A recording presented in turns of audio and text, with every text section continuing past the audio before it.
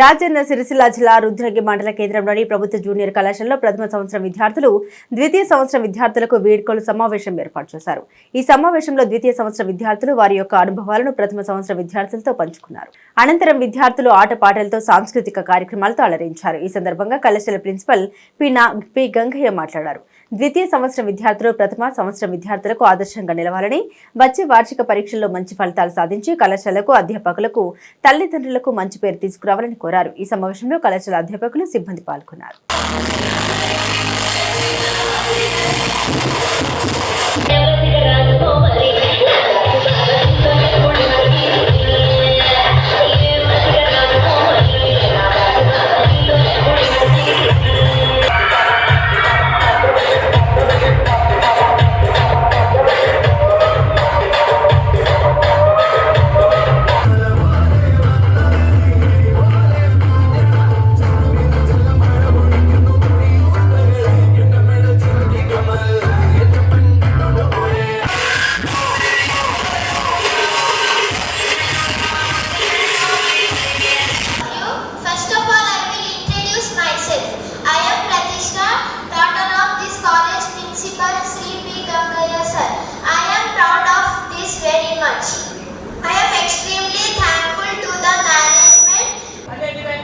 సమాజంలో కూడా మంచి పేరు తేవాలని మరి అందరం కూడా మేము గురువులను ఆశించడం జరుగుతుంది. కాబట్టి మీరు మీ యొక్క చెడు అలవాట్లను కూడా పోకుండా మంచి మార్గం నడిచి మీరు ఉన్నత శిఖరానికి ఎదగాలని మా యొక్క తపన.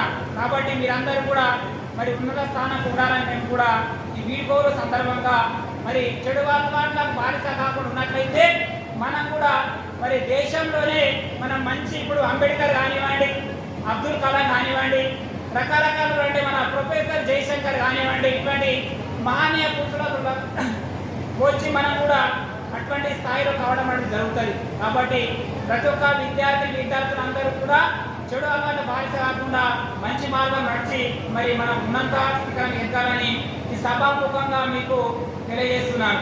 అదేవిధంగా మరి ఈ చదువే ముఖ్యం కాబట్టి మన కళాశాలలో గత సంవత్సరం చదివి మంచి మార్కులతో రావడం జరిగింది.